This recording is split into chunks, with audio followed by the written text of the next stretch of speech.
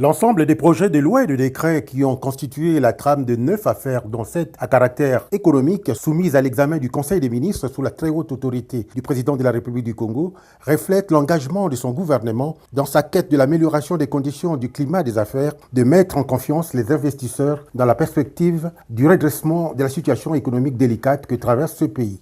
L'on peut citer à ce sujet le projet de loi portant création du Centre national d'information économique et de conseil de gestion. Il aura, ce centre, pour vocation de permettre en premier lieu à l'État et aux potentiels investisseurs de suivre et de connaître l'évolution économique et financière des entreprises et, en second lieu, de rendre disponible et accessible l'information les concernant, et ce, en vue de favoriser leur accès au crédit bancaire. Le projet de décret relatif à la domiciliation de l'entreprise à l'adresse personnelle du dirigeant, il faut le noter, donnera la possibilité à l'investisseur de gagner du temps dans la création de l'entreprise et d'économiser des ressources. D'autre part, cette domiciliation allège les frais fixes, souvent facteurs d'échec des entreprises en création.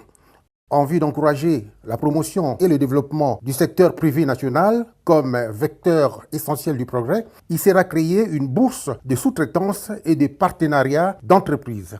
Mais quel sens donner à ce projet de loi qui sera transmis au Parlement pour adoption? Les principaux piliers de cette politique sont une participation accrue des entreprises nationales à l'activité économique du pays, l'amélioration de leur compétitivité, avec comme objectif la conquête des marchés nationaux, transfrontaliers et internationaux. Une meilleure performance en termes de densification du tissu national d'entreprises et de diversification de leurs activités.